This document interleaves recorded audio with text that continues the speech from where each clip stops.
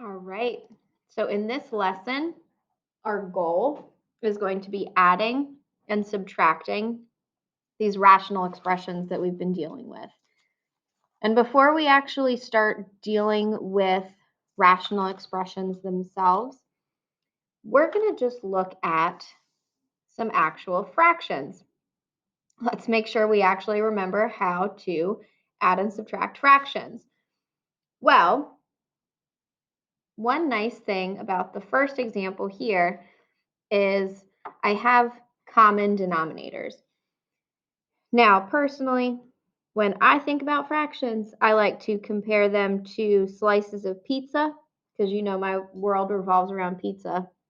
So in this case here, these are all equivalent size slices of pizza. So I can just add my numerators together because I know the slices are even. So this would be like 1 plus 3 all divided by 5, which turns out to be 4/5. Now with these second examples, the second and the third, these are not equivalent slices of pizza. And I'm that girl that you can't have a bigger piece of pizza than me. So we all got to have them equal. So what I need to do is make sure that these denominators are equivalent. So the least common denominator between 5 and 7 is 35. In order to turn this into a 35, I need to multiply this fraction by 7. And I need to multiply this fraction by 5. So multiplying here, that would be 14 over 35 minus 15 over 35. So this is going to be negative 1 over 35. Now, could you do this on your calculator? In Math 3, of course, because you get your calculator the whole time. But that's not going to help you when it comes to simplifying rationals, which is why we're practicing this ahead of time. Now with 15 and 12, unfortunately, the least common denominator is up there. It's not 30 because 12 doesn't go into 30. It actually has to be 60. So in order to get this one to be 60, I have to multiply this by 5. In order to get this to be 60, I have to multiply by 4. So 8 times 4 gives me 32, so this will be 32 over 60. And then 5 times 5 gives me 25. So 32 plus 25 gives me 57 over 60. So as you probably have guessed, we're going to be dealing with common denominators. So let's check out these first couple ones. We're going to start off nice and slow where we have common denominators, get used to dealing with these fractions that I'm adding and subtracting with variables in them, and then we will kick it up a notch to trying to get least common denominators. So here, both of my denominators are just x. So this I could rewrite, well, if I could actually read what I'm looking at, it would be 2 plus 3 divided by x. So that would be 5 divided by x. Not too bad if my denominators are the same. Now, you do have to be careful when you are doing subtraction. Now, these both have a common denominator. So I'm going to rewrite this as 3x minus the quantity x plus 1, all divided by x plus 2.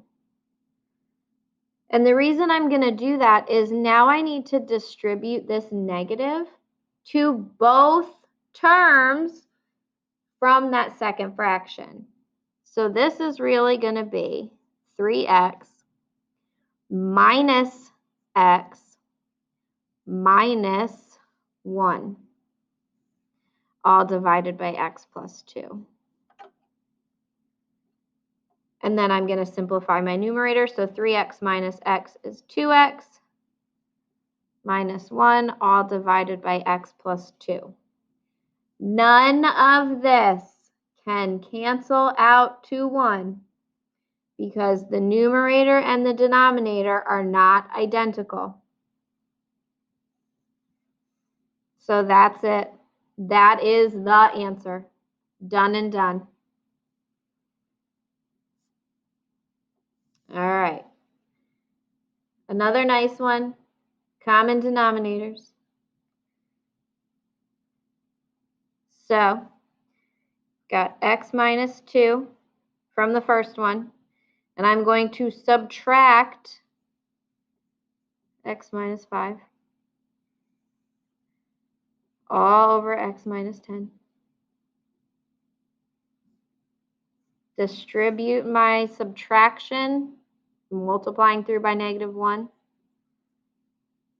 So minus x plus 5, all divided by x minus 10. Combining my like terms, x minus x gives me 0x, which means the x's in the numerator are gone. So this will be 3 over x minus 10. All right, so those are my common denominator examples.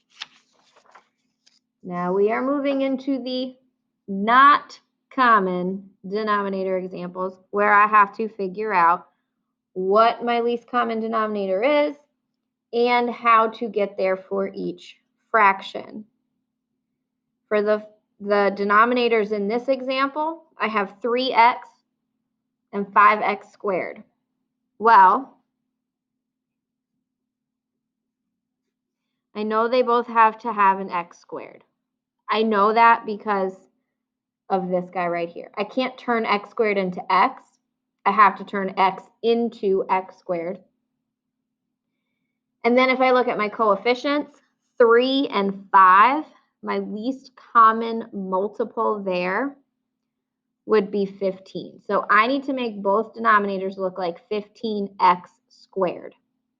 So I'm going to multiply this by 5x.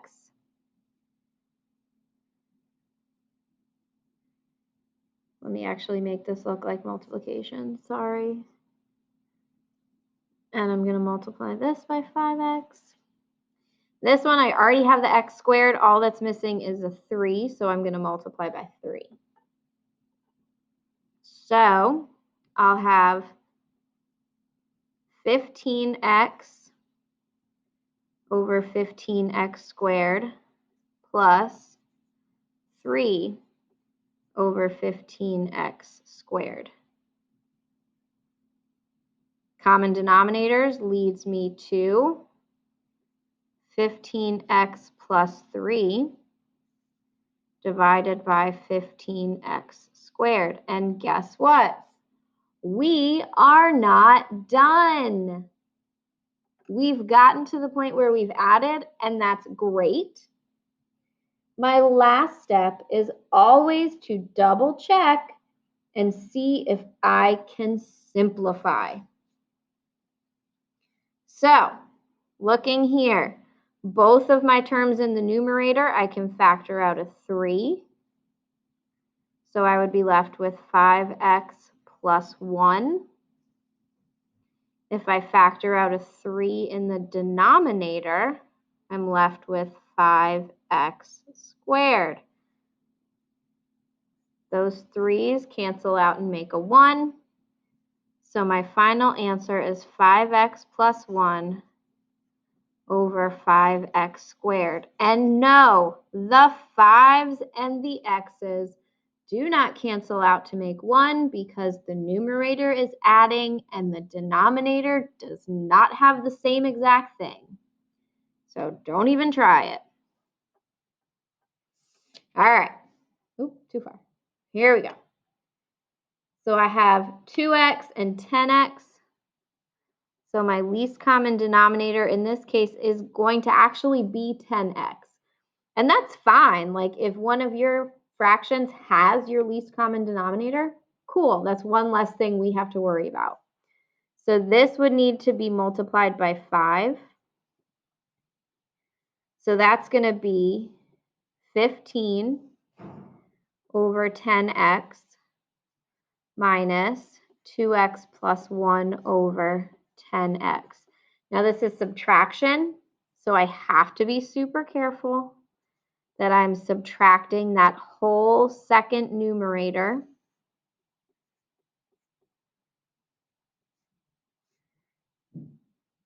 So I'm going to have 15 minus 2x minus 1 over 10x.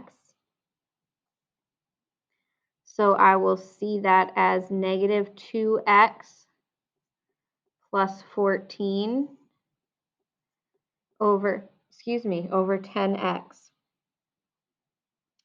Now I can't cancel out the x's to 1. And yes, I keep repeating that. Because it is one of our common errors, I want to make sure that it is in your brain that we can't do it. But if you look at all of the constants and the coefficients here, 2, 14, and 10 are all even. That tells me I'm not done. So I can factor out a 2 from the numerator, which would leave me with negative x plus 7. And then if I do that in the denominator, I'm going to have 5x. So my final answer is negative x plus 7 divided by 5x.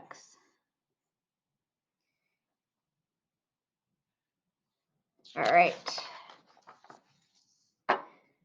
Couple more. So we've got a 2, a 3, and a 12. My least common denominator here is 12. Cool. This one's done. Don't have to worry about it. This one I need to multiply by 4. This one I need to multiply by 6. So that'll be 18x over 12 plus 4x over 12 minus 5x over 12. So I'll have 18x plus 4x minus 5x all divided by 12. So in my head, I see these two combining to make negative 1x and then adding the 18. So that would give me 17x divided by 12. That's as simplified as I could make it. So I'm done.